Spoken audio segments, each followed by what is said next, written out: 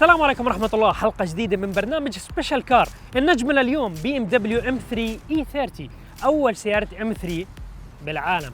هاي السيارة تعتبر أسطورة، عليها طلب كثير كبير. أسعار السيارات الام 3 الأصلية حلق فوق. في دول كثيرة بالعالم بالوطن العربي بسموا هاي السيارة بوز نمر.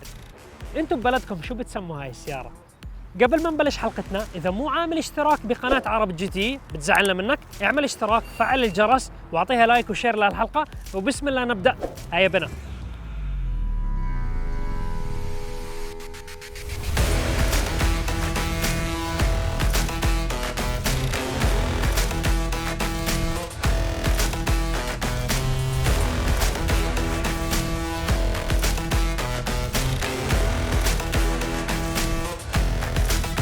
قبل ما نبلش حلقتنا، أعطونا تقييمكم للسيارة من 100.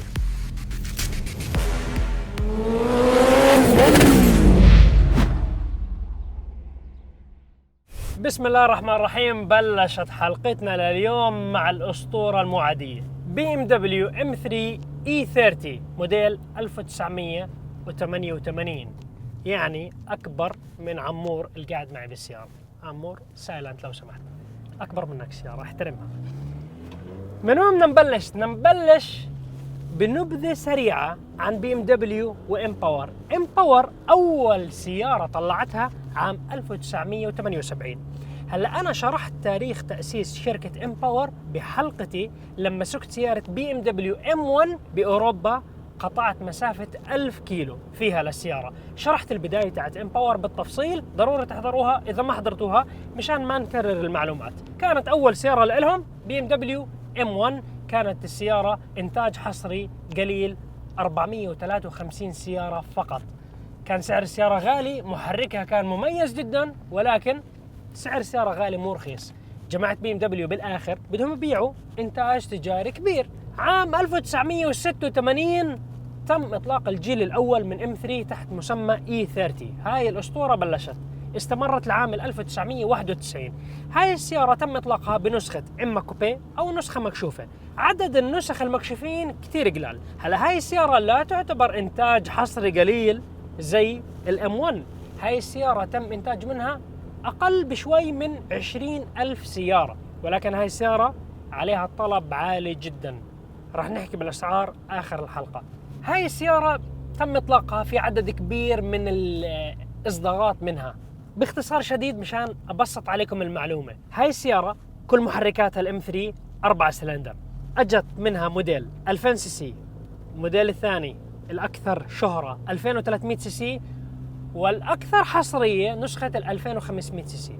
القدرة الحصانية تحولت وتغيرت. الانطلاقة من 195 حصان، تطلع حسب الدولة اللي انت فيها عليها مواصفات كاتلايزر، ما عليها مواصفات كاتلايزر اللي هي فلاتر البيئة على الإكزوست. فهي الأشياء بتغير من القدرة الحصانية تاعت السيارة. أقل شيء 195 حصان، وظلت تطلع أقوى نسخة اللي هي تاعت 2500 سي سي بتيجي 235 حصان. هاي أقوى نسخة بالام 3 للإنتاج التجاري، مو إنتاج سباقات، سيارة للشارع. نعطيكم فاصل صغير مع موبر نشرح لكم واحد من منتجاتهم المميزة. بريك. منتج اليوم تاير اند ويل كلينرز، اللي هو بنظف الإطارات والجنوط من موبر. هذا المنتج 2 بواحد. في عدد من المنتجات انت مرات تستخدمها، مع الوقت بتخرب الإطار تاعك من ناحية الجنب، السايد وولز بصير ناشف وجاف. الهدف من هذا المنتج 2 بواحد زي ما قلنا، انه ينظف الإطار والجنوط بنفس الوقت، ومضمون انهم ما راح يخرب اطاراتك ويخليهم جافين وينشفوا ويخربوا. نجربوا على السيارة.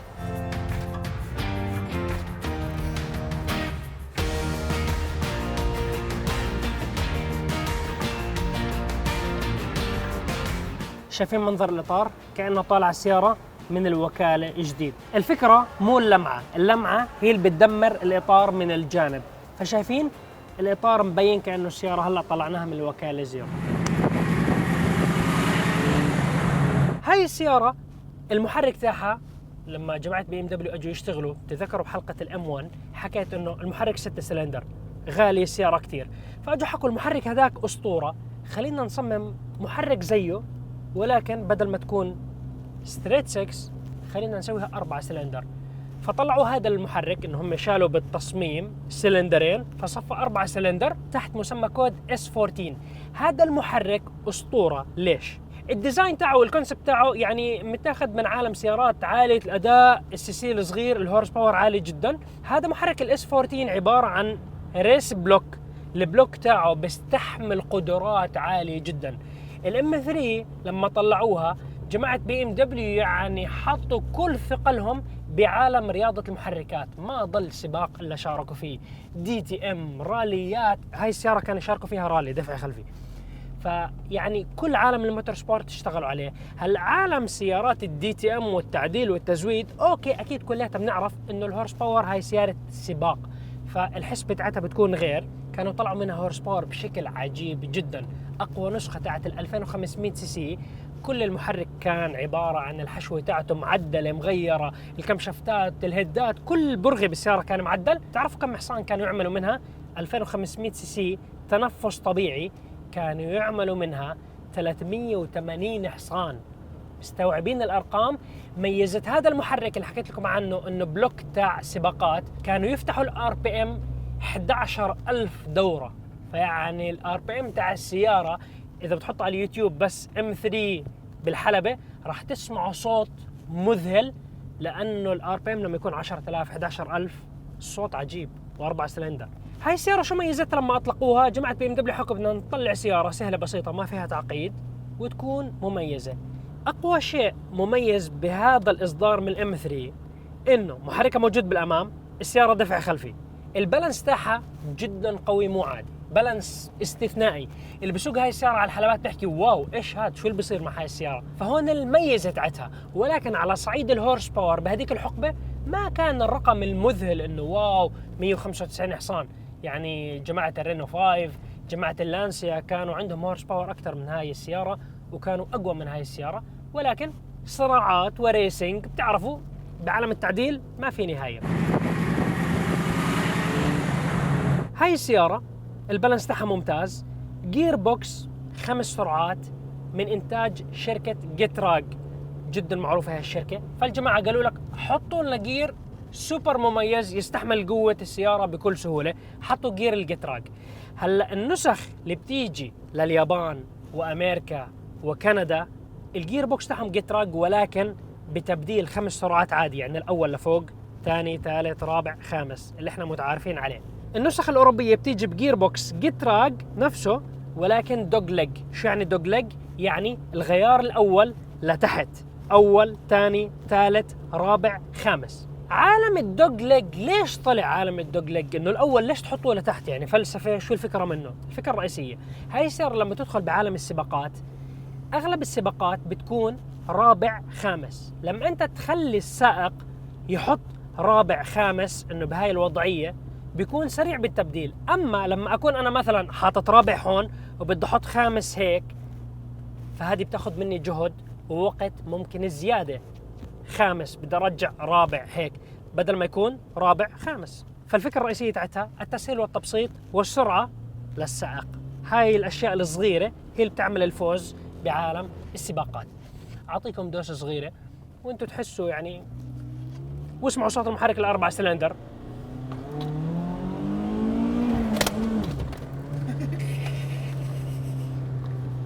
شو هاد؟ واصل وانا واصل. دقيقة يا جماعة، عمور قاعد تضحك. احترم السيارة أكبر منك.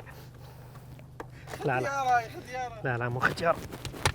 كنت عنيف معك، أنا آسف، بعتذر منك، والله بعتذر منك، أنا آسف، سامحيني يا السيارة. الفكرة الرئيسية السيارة مش تاعت سرعة وقوة وعضلات، ولكن إنه حيلها منيح. نعطيكم دوسة صغيرة.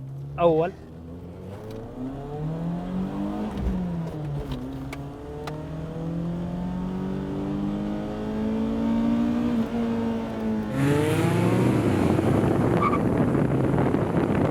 لا يفوتكم تشاهدوا الحلقات السابقة لبرنامج سبيشال كار. شوية دونتس بأمريكان ماسل كار.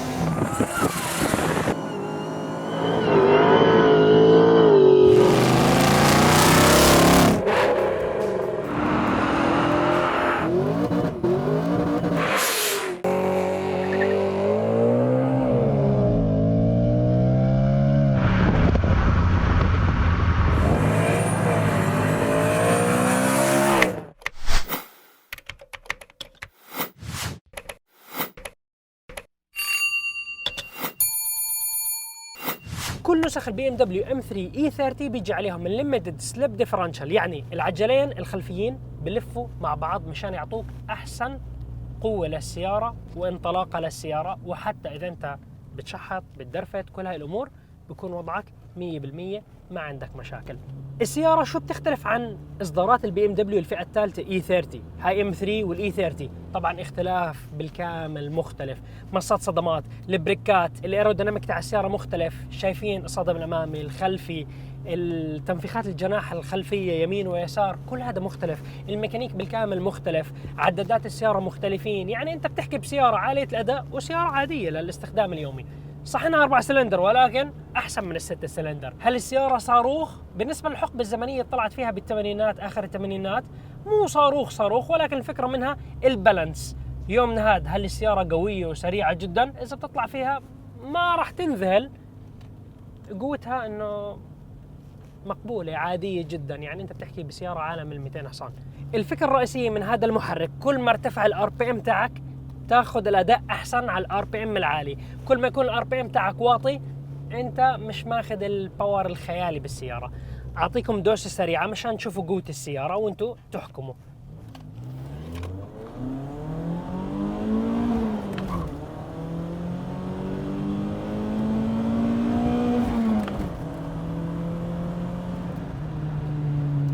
السياره بالنسبه لموديل 1988 ما شاء الله محركها شغال، نشيطه، منيحه، مو صاروخ موجه ولكن اسطوره تمشي على عجلات وكل شيء شغال فيها.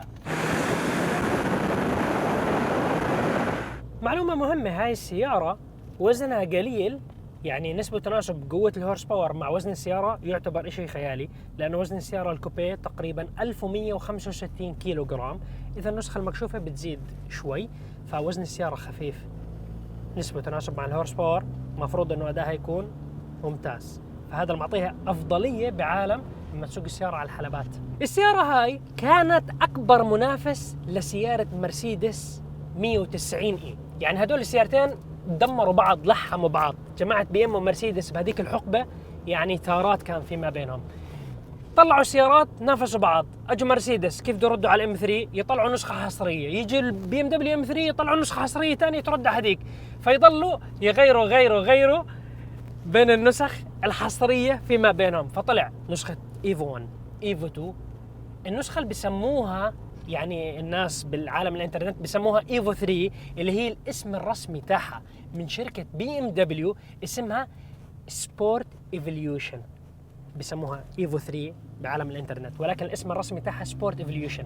هاي النسخه الاكثر حصريه بهذا الاصدار، 600 حبه بالعالم، هاي اللي عليها محرك ال 2500 سي سي. هاي النسخه اذا انت بتشوفها معروضه للبيع ما راح يكون سعرها اقل من 700 الف درهم، لو انها السياره فيها حادث راح يكون سعرها 500 الف درهم، يعني انت لما تحكي 500 الف درهم تقريبا 150 الف دولار، هذا السعر بالنسبه لسياره بالثمانينات، السياره مو صاروخ موجه، سعر فضائي مش عادي.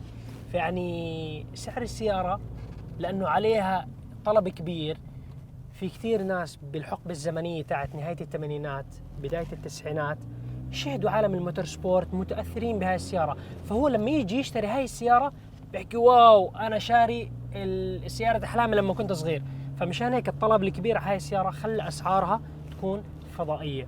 السياره من ناحيه الاوبشن والاضافات عليها مكيف، المكيف والله صدقا فريزر انحط على واحد، لما تحط 2 3 ما تقول لي سياره الماني ما في مكيف، فريزر الحبيب، باور ستيرنج، مرايا كهربائيه، سنتر لوك، يعني هاي الاوبشن تاع السياره.